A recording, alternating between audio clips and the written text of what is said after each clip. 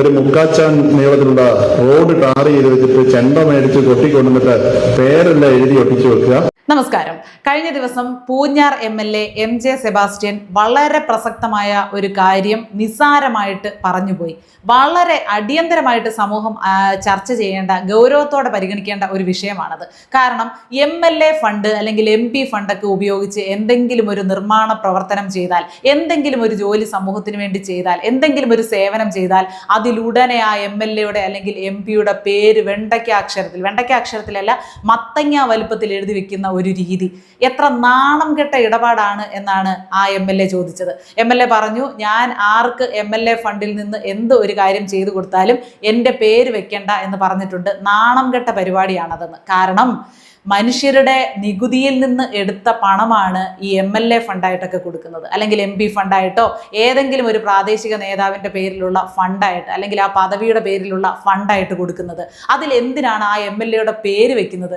അതൊരു പരസ്യമല്ലേ? അതൊരു കച്ചവടമല്ലേ അവിടെ നടത്തുന്നത്? ജനങ്ങളുടെ ചിലവിൽ നടത്തുന്ന, ഓസിന് നടത്തുന്ന ഒരു കച്ചവടമായിട്ടേ നമുക്കതിനെ കാണാൻ സാധിക്കുകയുള്ളൂ. അപ്പോൾ കുറേ ആളുകൾ പറയും, ഇത് എന്ന് നടന്നതാണ്, ആരുടെ കാലത്താണ് ഇത് നടന്നത്, എത്ര രൂപ ചെലവായി, ഇതൊക്കെ അറിയിക്കാൻ വേണ്ടിയിട്ടല്ലേ ഇങ്ങനെ എഴുതി വെക്കുന്നതെന്ന്.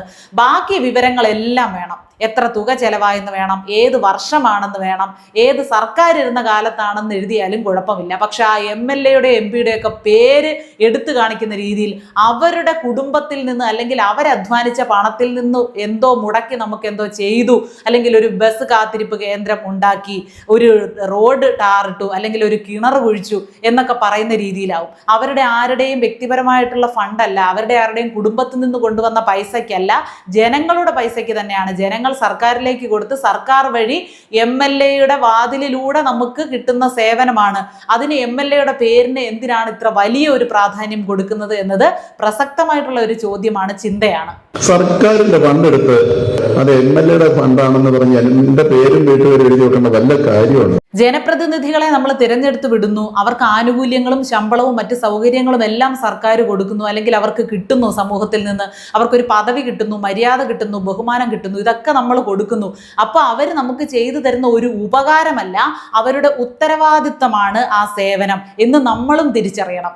മിക്കവാറും ഓരോ ബോർഡുകളിലൊക്കെ, നിർമ്മാണ പ്രവർത്തനങ്ങളൊക്കെ നടത്തിയ ബോർഡുകളിലൊക്കെ നമ്മൾ ശ്രദ്ധിച്ചാൽ മനസ്സിലാകും, ആ തുക ചെറിയ അക്ഷരത്തിലായിരിക്കും എഴുതിയിരിക്കുന്നത്. പക്ഷേ MLAയുടെ പേര് അല്ലെങ്കിൽ MP-യുടെ പേര്, അത് ഉദ്ഘാടനം ചെയ്ത ആളുടെ പേരൊക്കെ ആയിരിക്കും വലിയ അക്ഷരത്തിൽ തെളിയുന്നത്.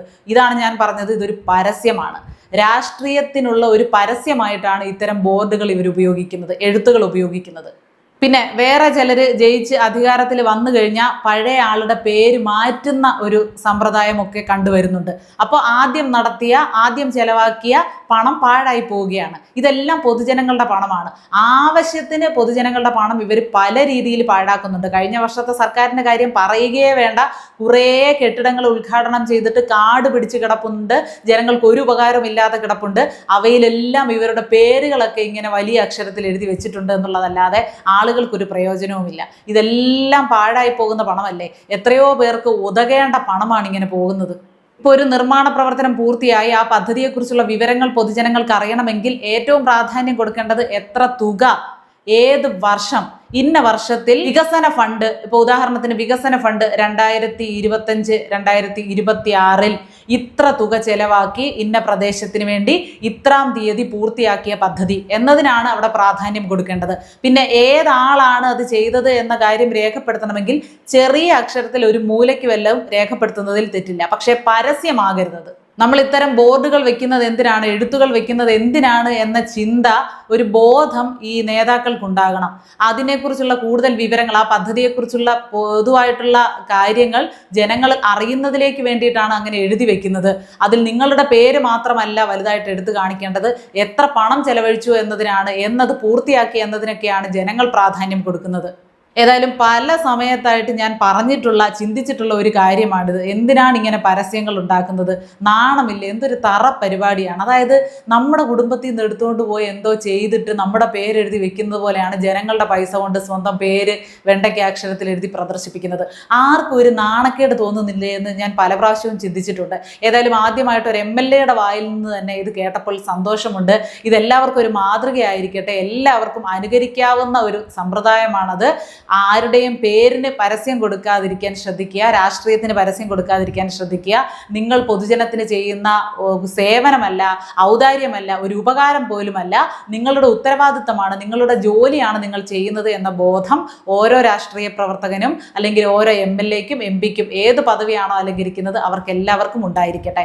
നിങ്ങൾ എന്താണ് ഇതിനെക്കുറിച്ച് അഭിപ്രായപ്പെടുന്നത്? പേരിങ്ങനെ പ്രദർശിപ്പിക്കണം, അതെന്തോ നല്ലതിനാണ് എന്ന് നിങ്ങൾ കരുതുന്നുണ്ടോ? അല്ലെങ്കിൽ എന്താണ് നിങ്ങൾ മനസ്സിൽ വിചാരിക്കുന്നത്? നമ്മുടെ കമന്റ് ബോക്സിൽ എഴുതും.